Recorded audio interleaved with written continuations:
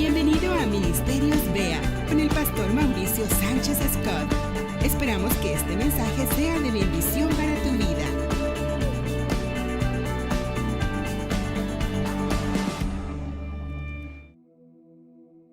Juan capítulo 10, versículo 10. Yo he venido para que tengan vida y para que la tengan en abundancia. Esta es una declaración de nuestro Señor Jesucristo. Y si Jesús lo dijo, es verdad. La vida plena, la vida abundante está a nuestra disposición desde el momento en el que Jesús vino a entregarla. Pero debemos estar preparados. Hoy es final de serie. Llevamos 3 semanas donde Dios nos ha estado hablando por medio de su Escritura, dándonos a conocer cómo recibir esa vida abundante que Jesús hizo disponible hace más de 2000 años. Y consideremos esto. Esta plenitud no se recibe de un momento a otro. La salvación sí. La vida abundante no, es parte de un proceso. Jesús discipuló, Jesús, el Hijo de Dios, el Verbo encarnado, el Alfa y Omega, el Salvador del mundo. Le tomó 3 años discipular a 12 apóstoles. Y durante esos 3 años les cambió conceptos,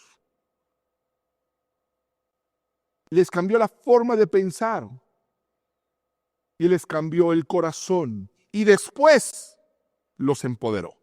Sería después cuando recibirían el Espíritu Santo. Sería después cuando, en palabras de nuestro mismo Señor Jesucristo, diría: y ustedes harán cosas más grandes de las que yo hice. Pero no las podían hacer al principio de su discipulado. Lo hicieron al final, cuando Dios había obrado en ellos, mediante la renovación de la palabra, una transformación. Romanos 12:2 nos habla de esto. Romanos 12:2 nos dice que debemos de ser transformados mediante la renovación de nuestra mente. Y será entonces cuando comprobemos la voluntad de Dios, que es buena, es agradable y es perfecta. Nosotros estamos esperando que cambien las cosas fuera. Cuando Dios nos habla de plenitud, cuando Dios nos habla de prosperidad, pensamos en casa nueva, pensamos en un nuevo código postal, pensamos en un nuevo estatus social. No. Para poder comprobar la voluntad de Dios, buena, agradable y perfecta, debemos primero de cambiar, no de casa, no de automóvil, no de marca, no de colonia, sino de forma de pensar. No es un cambio externo, es un cambio en nuestro interior. Debe de cambiar nuestro corazón. De otra forma puede ser que Dios te esté entregando la plenitud y seas incapaz de verla, seas incapaz de apreciarla, seas incapaz de disfrutarla, porque tu corazón es un corazón ciego. Por eso dice la Escritura en Proverbios 4:23, sobre toda cosa guardada, guarda tu corazón, porque de él mana la vida. Nuestro corazón tiene que ser transformado.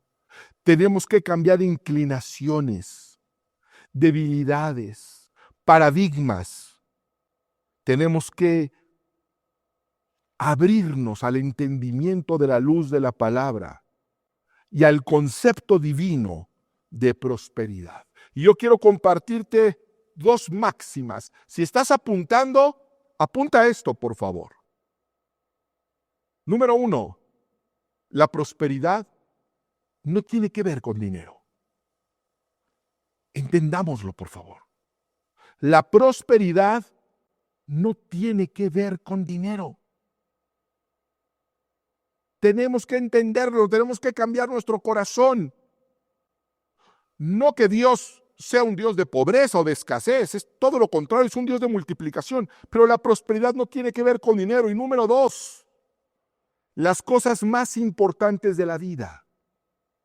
Las cosas más importantes de la vida no son cosas. Hay que reflexionar en estas 2 máximas. Lucas 12:15. Mirad y guardaos de toda avaricia, porque la vida del hombre no consiste en la abundancia de los bienes que posee. De eso no se trata la vida, de eso no se trata la abundancia. No tiene que ver con los bienes que poseemos, tiene que ver con otras cosas. Y cuando nos acercamos a la palabra de Dios, y hemos estado desarrollando esto a lo largo de 3 semanas, recibimos inmediatamente sabiduría, descanso y fuerza. Hoy vamos a hablar de la fuerza. Pero debemos de entender que la palabra de Dios inyecta sabiduría en nuestro corazón. Y la sabiduría nos va a llevar al descanso, nos va a llevar al reposo. Vamos a empezar a descansar en Dios, a dejar de vivir tan afanados, tan preocupados, tan cargados. Y ese descanso en Cristo va a tener el mismo efecto que tiene un descanso físico. ¿Qué pasa cuando uno descansa? Se revitaliza y uno amanece a un nuevo día lleno de fuerza. Lo mismo sucede en lo espiritual. La sabiduría nos conduce al descanso y el descanso va a hacer que recibamos la fuerza, el poder de Dios en ese orden: sabiduría, descanso y fuerza. Y la fórmula está en la Escritura desde siempre, desde el primer mandamiento. Vamos al Nuevo Testamento, Marcos capítulo 12, verso 30, donde Jesús va a responder una pregunta: ¿cuál es el más grande mandamiento? Y él recita lo que ya estaba desde siempre: ama al Señor tu Dios con todo tu corazón, con toda tu alma, con toda tu mente y con todas tus fuerzas. Es el primer y más grande mandamiento. Y yo quiero que comprendamos algo. Cuando Dios nos manda algo, es para nuestro bien. No es para el bien de Él, es para tu bien. Así que este mayor y más grande mandamiento podría traducirse en el mayor y más grande provecho para tu vida. Amar a Dios con todo nuestro corazón, con toda nuestra alma, con toda nuestra mente y con todas nuestras fuerzas. Amar a Dios con todas nuestras fuerzas. Yo quiero que tú imagines que tenemos aquí un par de pesas, de esas que levantan en los Juegos Olímpicos. Y que yo trato de levantarla. ¿Qué pasaría si yo empleo todas mis fuerzas en levantar esas pesas? Independientemente de que lo consiga o no, al usar todas las fuerzas que tengo, me quedaría sin ningunas. Cuando uno emplea toda su fuerza, uno pierde todas sus fuerzas. Nos quedamos sin fuerzas. Y es importante comprender esto para poder comprender lo que nos dice Dios a través del profeta Isaías. Él da esfuerzo alcanzado y multiplica las fuerzas al que no tiene ningunas.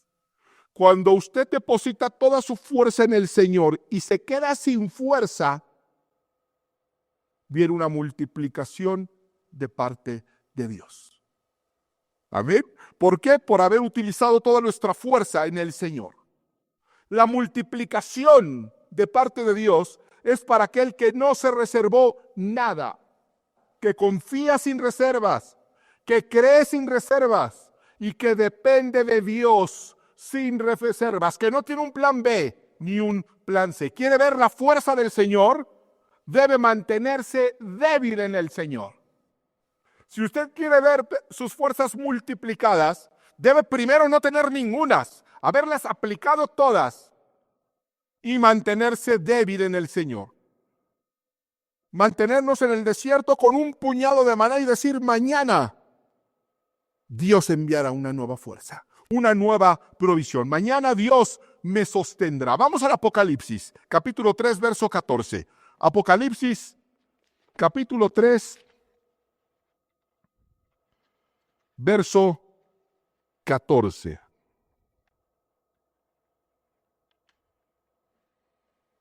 Y escribe al ángel de la iglesia en la Odisea. Es Jesús dictándole al apóstol Juan 7 cartas que van a ser entregadas en 7 iglesias diferentes. Para cada una de estas iglesias, Jesús tiene un mensaje particular. Vamos a ver el mensaje de la iglesia a la Odisea primero. Y escribe al ángel de la iglesia en la Odisea: he aquí el amén, El testigo fiel y verdadero, el principio de la creación de Dios dice esto: yo conozco tus obras, que ni eres frío ni caliente. Ojalá fueses frío o caliente, pero por cuanto eres tibio y no frío ni caliente, te vomitaré de mi boca. Porque tú dices, yo soy rico y me he enriquecido, y de ninguna cosa tengo necesidad, y no sabes que tú eres un desventurado, miserable, pobre, ciego y desnudo. Ahora vamos a ver una carta a otra iglesia, pero con un mensaje muy diferente. Capítulo 3, verso 7 en adelante. Escribe al ángel de la iglesia en Filadelfia: esto dice el santo, el verdadero, el que tiene la llave de David, el que abre y ninguno cierra, y cierra y ninguno abre.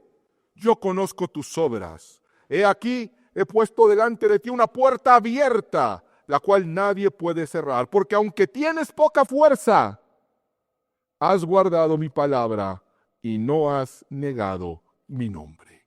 Dios entiende la diferencia entre estas dos iglesias. Una era una iglesia muy poderosa, muy grande y muy próspera. La otra una iglesia pequeña, pobre y sin fuerza. Pero Dios le dice a esa iglesia adinerada: te crees fuerte, te crees grande y te crees rica y no sabes que eres pobre, ciega y desnuda. Pero a la iglesia que se sentía pobre y pequeña le dice: tú crees que eres pobre, tú crees que eres pequeña, pero yo he abierto una puerta para ti que nadie puede cerrar. Dios nos muestra que hay ricos miserables y hay pobres que tienen la puerta abierta de par en par. Y una puerta abierta es una puerta que nadie puede cerrar y que el dinero no podría abrir. Esa es la fuerza del Señor.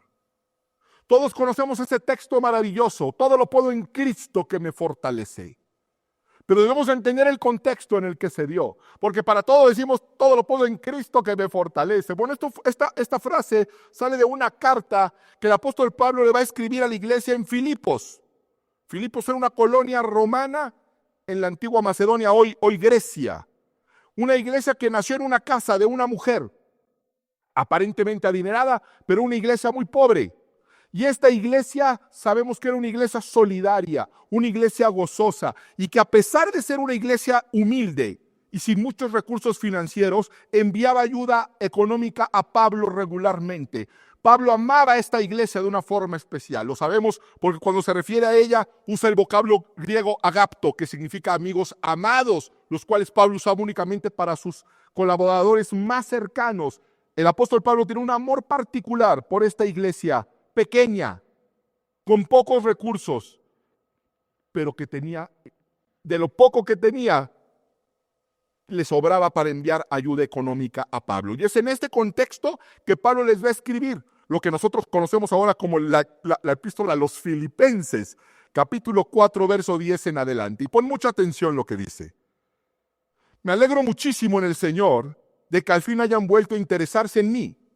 Claro está que tenían interés, solo que no habían tenido la oportunidad de demostrarlo. No digo esto porque esté necesitado, pues he aprendido a estar satisfecho en cualquier situación en que me encuentre. Sé lo que es vivir en la pobreza y sé lo que es vivir en la abundancia. He aprendido a vivir en todas y cada una de las circunstancias, tanto a quedar saciado como a pasar hambre, a tener de sobra como a sufrir escasez. Todo lo puedo en Cristo que me fortalece. ¡Wow! ¿Sabes dónde estaba Pablo cuando escribió esa epístola? Estaba en la cárcel. Estaba en la cárcel sin saber si viviría un día más. Y él escribe esta epístola donde dice: todo lo puedo en Cristo que me fortalece. Con dinero o sin dinero, hago siempre lo que quiero.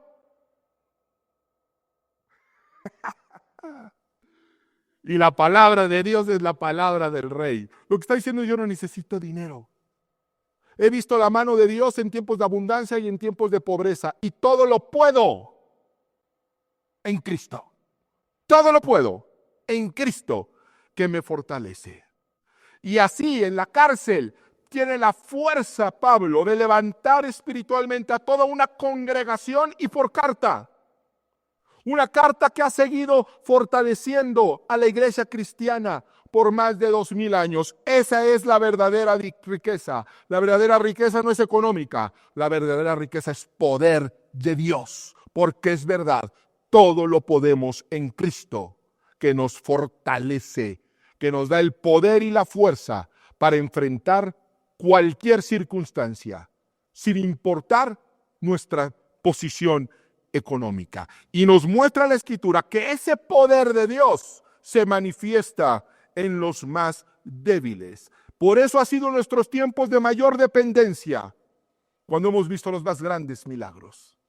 Porque el poder de Dios, la fuerza de Dios se activa cuando termina la fuerza del hombre. Mientras usted siga peleando esa batalla con sus fuerzas, mientras usted siga reservando fuerzas para seguir batallando en sacar adelante ese matrimonio, en vencer esa adicción, en salir de esa circunstancia, usted está en sus fuerzas. Pero cuando usted se mantenga débil en el Señor y dependiente completamente al Señor, usted verá el poder de Dios manifestarse sobre usted y sobre su casa. Usted se ha sentido en desventaja. Seguramente usted se siente impotente hoy. Imagínese a las mujeres israelitas en tiempos de Faraón. El hombre más poderoso del mundo ha decretado que aquellas que vayan a tener un bebé maten a los hijos varones. Y esas mujeres son esclavas. ¿Cómo? ¿Cómo detenerlo? ¿Te imaginas el poder, la fuerza y la influencia que se necesita para detener a un faraón? Y siendo esclavo. Vamos a la Escritura. Éxodo capítulo 1, verso 15, para que veamos qué fue lo que hizo el Señor. Y habló el rey de Egipto a las parteras de las hebreas, una de las cuales se llamaba Cifra y la otra Fuá. Y de ahí viene el Fuá, de ahí viene. Y les dijo, cuando asistáis a las hebreas en sus partos y veáis el sexo, si es hijo, matadlo. Y si es hija, entonces viva. Pero las parteras temieron a Dios y no hicieron como les mandó el rey de Egipto, sino que preservaron la vida a los niños. Y el rey de Egipto hizo llamar a las parteras y les dijo, ¿por qué habéis hecho esto? ¿Por qué habéis preservado la vida a los niños? Y las parteras respondieron a Faraón, porque las mujeres hebreas no son como las egipcias, pues son robustas. Otra versión dice, están llenas de vida y dan a luz antes que la partera venga a ellas. Y Dios hizo bien a las parteras y el pueblo se multiplicó y se fortaleció en gran manera. Y por haber las parteras temido a Dios, Él prosperó a sus familias. ¡Qué maravillosa historia! A mí me gusta imaginarme al arcángel Gabriel cuando se enteran que el faraón ha decretado dar muerte al pueblo de Dios. Y hay una junta con todos los ángeles preocupados porque quizá van a ser convocados a batalla. Y el arcángel Gabriel les pasa las instrucciones del Señor. No, pues tú vas a seguir cuidando esto, tú allá. Y todos preocupados. Oye, arcángel, pero ¿sí te enteraste que el faraón decretó que van a matar a todos los niños? ¿Nos van a necesitar? ¿Vamos a tener que intervenir? ¿Ya hay una estrategia de guerra? ¿Dónde vamos a atacar primero? Y el arcángel dice, no, ya conocen a Dios. No, él ya tiene un plan. Él ya reservó a aquellos que va a utilizar para detener y nulificar este plan demoníaco. Ah, caray, ¿quiénes serán? ¿Serán los serafines? ¿Serán los querubines? ¿A quiénes convocaron? Y el arcángel les dice a estas mujeres, a Cifra y a Fuá. Y los ángeles las ven, dos parteras así de las esclavas. Me las imagino así con su ropa rotita, descalzas, así con un trapo en la cabeza. No sé por qué así me las imagino con sus toallas. Y los ángeles dicen, ¿cómo? Eso es lo que va a usar Dios para detener el plan del faraón. Eso es lo que usa Dios. Lo débil y lo menospreciado. Son débiles y son sin influencia, pero son de Dios. son temerosas de Dios. Y la Escritura dice que lo insensato de Dios es más sabio que los hombres y lo débil de Dios es más fuerte que los hombres. Sino que lo necio del mundo escogió Dios para avergonzar a los sabios y lo débil del mundo escogió Dios para avergonzar a lo fuerte. Fíjate cómo lo pone 1 Corintios 1, 27 al 29. Dios eligió lo que el mundo considera ridículo para avergonzar a los que se creen sabios. Y escogió cosas que no tienen poder para avergonzar a los poderosos. Dios escogió lo despreciado por el mundo, lo que se considera como nada, y lo usó para convertir en nada lo que el mundo considera importante. 2 parteras era algo ridículo y detuvieron el plan de Faraón. Un joven con una honda y una piedra contra un gigante era algo ridículo y hizo caer al gigante. Un pueblo dando vueltas con trompetas alrededor de una ciudad amurallada era algo ridículo y vieron esos muros caer. Por eso el apóstol Pablo escribe en la 2 de Corintios: por lo cual, por amor a Cristo, me gozo en las debilidades, en afrentas, en necesidades, en persecuciones, en angustias, porque cuando soy débil, entonces soy fuerte. Cuando somos débiles y cuando reconocemos nuestra debilidad ante Dios, entonces somos fuertes. Y un débil es humilde. Un débil no se guarda nada para mañana. Un débil no es soberbio. Y cuando somos débiles, entonces somos fuertes. Quizá a usted le dicen ridículo por creer, iluso por confiar, necio por no perder la esperanza. Pero no piense ni por un instante que fue la fuerza de Sansón la que derribó las columnas, que fue la fuerza de Josué la que hizo caer esos muros, o que fue la fuerza de Daniel la que cerró la boca de los leones. Usted está por ver muros derribarse, usted está por ver pilares colapsarse y usted está por cerrarle el hocico a muchos leones. Porque cuando somos débiles, entonces somos fuertes. Y yo quiero dedicarme en este momento, porque Dios así lo ha puesto en mi corazón, a las mujeres. A las mujeres que se sienten agobiadas por su circunstancia. A las mujeres que quizá tienen que ser sustento del hogar a falta de un varón proveedor. A las mujeres que viven rodeadas de amenazas y que sienten que no van a poder ante tanta adversidad. Yo quiero decirte a ti que sí vas a poder. Que sí vas a poder, porque la Biblia enseña que las mujeres de Dios no son como las egipcias. Que las mujeres de Dios están llenas de vida y de una fortaleza especial, que dan a luz la esperanza que no se apaga, porque dentro del pueblo de Dios habita el poder del Santo Espíritu del Divino. Porque el pueblo de Dios, en palabras del profeta Joel, puede presentar batalla forjando espadas de sartenes y lanzas de cucharas, y tiene la encomienda del Todopoderoso, que diga el débil: fuerte soy. Que Dios los bendiga. Ministerios Vea con el pastor Mauricio Sánchez Escort. Esperamos que este mensaje sea de bendición para tu vida. Para conocer más, visita nuestro sitio en internet www.iglesiavea.com. Gracias por escucharnos.